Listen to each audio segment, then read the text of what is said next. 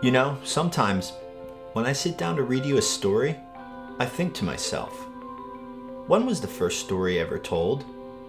Was it a story of an epic hunt told by a primitive hunter? Did the story eventually evolve, and did the hunter create a cave drawing to further illustrate the point to his audience? Could this be the first use of instructional technology as we define it today? It is possible. You see, everything evolves over time. Even the definition of instructional or educational technology as we know it today has changed many times over the years to fit the current landscape.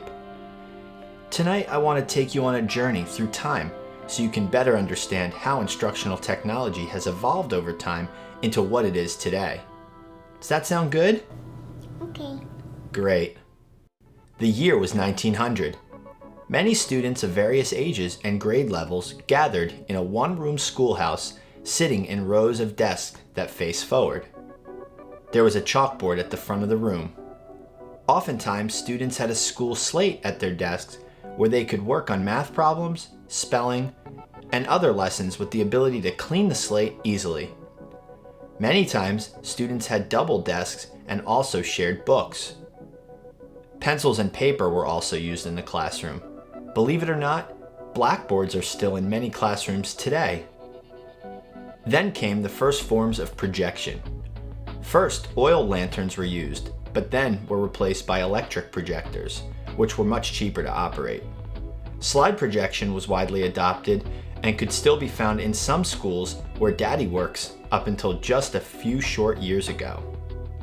Around 1910, silent films were beginning to show up in education, and by 1920, the movie studios, government, and many other groups saw the market for films in education and rushed to produce product. By this time, there were now thousands of educational films available, and schools rushed to build up their catalog. To be a school with a large collection of films was very prestigious. The 1920s was where radio first started to find an audience. Radio was the way to reach the masses and began to take off as we entered the 1930s. This was the first form of distance education, but didn't work particularly well because it was difficult for an educational broadcast to line up with lessons being taught in a classroom, especially when schools were so spread out and there were not standard lessons being shared between the schools.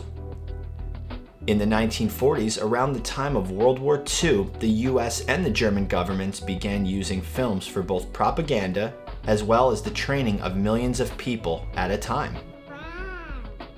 The US government was also testing to see what the instructional effectiveness of these training materials was. Filming techniques we still use in training videos today were created back at this time in history. Pretty cool, huh? Cool. In the 1950s, TV found its way into our classrooms and was also in many homes in the US. So. Yes, a show. TV shows. Funny to think, you have never even seen a show on TV. The only shows you have ever seen have been streaming from the internet. Population growth, lack of teachers, and lack of funding all provided a good landscape to allow ETV into our classrooms in the 1950s. The 1960s was the time of the cognitive revolution, and also when we are first introduced to your favorite show, Sesame Street. Awesome. Sesame Street was based on educational research about effective educational programs for children. By the late 1970s, Apple had gained some traction with its microcomputer and user-friendly desktop experience. Presentation software, word processing, and games were all at the fingertips of our students and teachers. In typical 80s fashion, it was a time of excess.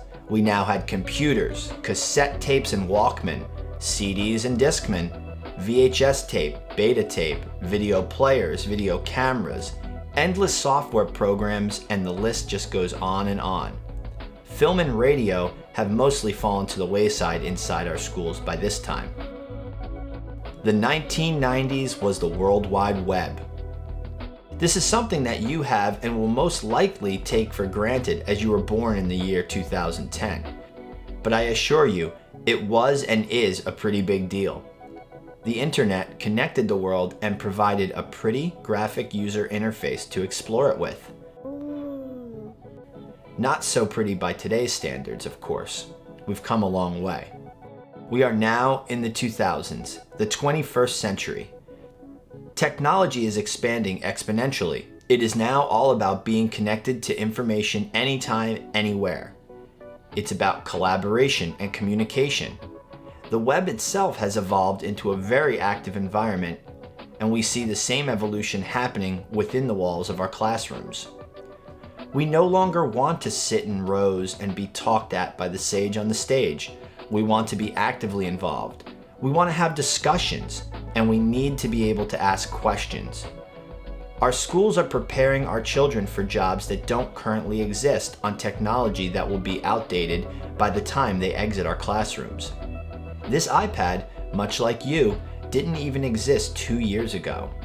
And by the time you can understand all of the things I just told you, this iPad will be a relic. Okay, Dada. So the moral of the story is that we are in exponential times. Things are changing fast, and it's important to be able to adapt and be a global citizen and 21st century learner. So I leave you with this quote by Lamartine. History teaches everything, including the future. Good night, sweetheart. Mommy,